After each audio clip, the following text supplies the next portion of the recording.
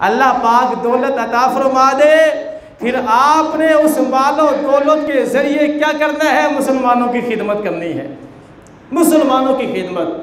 हदीस पाक में आता है रसूलुल्लाह सल्लल्लाहु अलैहि वसल्लम ने इरशाद फरमाया, अल्लाह पाक कुछ लोगों को नेमतें अता फरमाता है, फिर वो लोग मुसलमानों को नफ़ा पहुँचाते रहते हैं।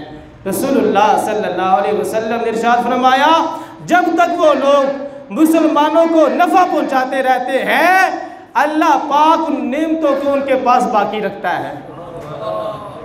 ज़रा बुलंद आवाज़ से कह दे सुभान अल्लाह। बातें ज़रा कड़वी हैं और बातें ज़रा सीधी हैं। हमने तो आजकल छोड़ ही दिया है ना मुसलमानों की मदद करना, मुसलमानों से प्यार करना, उनसे उनकी खिदमत करना। ये तो अब हमारे अंदर से ख़त्म हो रहा है। हमारे अंदर क्या है? बुग़्ज़ कीना है, उससे दुश्मनी, उससे दुश्मनी, मुँह पर मीठे दिल में कुछ हो। तो हमारा दीन इस्लाम मेरे भाइयों हमें क्या सबक दे रहा है? रसूलुल्लाह सल्लल्लाहु अलैहि वसल्लम इरशाद फरमा रहे हैं कि अल्लाह पाक कुछ लोगों को नेमतें अता फरमाता है, जब तक वो लोग मुसलमानों को नफ़ा पहुंचाते रहेंगे नेमतें बाकी रहेंगी, और जिस वक्त सरकार ने फरमाया वो नफ़ा पहुंचाना छोड़ देंगे ना, अल्लाह पाक उन नेमतों को उनसे छीन कर दूसरे मुसलमानों को अता फरमा देगा। ये हदीस है। अगली हदीस सुनिए, रसूलुल्लाह सल्लल्लाहु अलैहि वसल्लम ने इरशाद फरमाया, जो बंदा बगैर किसी वजह के अपने मुसलमान भाई को तकलीफ देगा, अल्लाह उस बंदे को भी तकलीफ में मुब्तला फरमा देगा। आज हम किसी का ख्याल नहीं करते, बिलखुसूस पड़ोसी का ख्याल नहीं करता। तंग होते हैं बेचारे, फिर डर के बारे बात नहीं करते। शरीफ बंदा क्या करेगा? वो कहेगा लड़ाई हो जाएगी, लेकिन उस वक्त तो वो चुप है, लेकिन रब तो देख रहा है ना। अल्लाह रब्बुल इज़्ज़त को हर चीज़ का इल्म है मेरे भाइयों। रसूलुल्लाह सल्लल्लाहु अलैहि वसल्लम ने इरशाद फरमाया, जो किसी मुसलमान को बगैर किसी वजह के तकलीफ़ दे, अल्लाह उसको तकलीफ़ में मुब्तला फरमा देगा, और जो किसी मुसलमान को बगैर किसी वजह के मुशक्क़त में डाले, अल्लाह उसको भी किसी मुशक्क़त में मुब्तला फरमा देगा। तो उसको खुश होने की ज़रूरत नहीं है कि मेरे आगे बोलता कोई नहीं है, रब है ना, रब है। आपने अपनी आंखों से देखा है, जो वक़्त के बड़े हुक्मरान बनते थे, फिरौन और बादशाह बनते थे, क्या हुआ उनके साथ? रब है मेरे भाइयों। इसलिए बंदे के पास ओहदा हो, ताकत हो, अल्लाह कोई नेमत अता कर दे, हमारा दीन इस्लाम हमें ये सबक देता है, फिर मुसलमानों की खैर खाई करनी है, फिर मुसलमानों से प्यार करना है, फिर मुसलमानों की मदद करनी है। इसी में इंशाअल्लाह हमारा दुनिया में भी बेड़ा पार होगा और आखिरत में भी बेड़ा।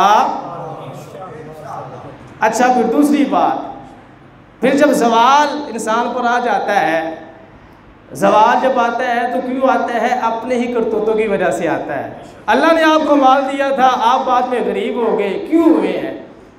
जो काफिर और मुनाफिक होता है ना, काफिर और मुनाफिक वो अल्लाह की कुदरत पे यकीन नहीं रखते, लेकिन जो मोमिन होता है वो अल्लाह की कुदरत पे यकीन रखता है। वो सोचता है, सोचो विचार करता है कि मैं आज इस मकाम पर पहुँचा हूँ तो क्यों पहुँचा हूँ। अल्लाह पाक कुरान मजीद में इरशाद फरमाता है, वमा असाबकुम मिन मुसीबतिन फबिमा कसबत अयदीकुम व याफू अन कसीर।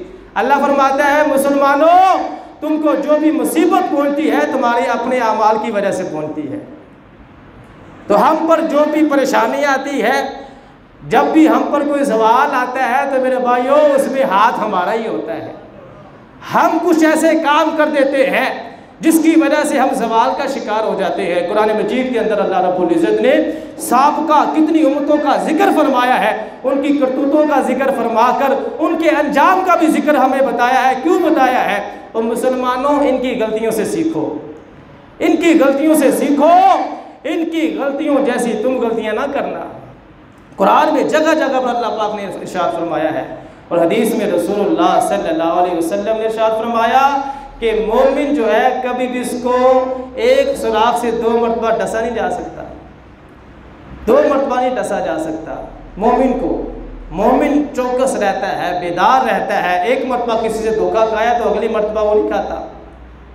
तो मेरे भाइयों, हमें चाहिए कि जब हम पर सवाल आ जाए, पहले अल्लाह ने हमें नेमतें अता की थी, तो सवाल आने के बाद हम गौर व फिक्र करें, वो गलतियाँ देखें जिन गलतियों की वजह से सवाल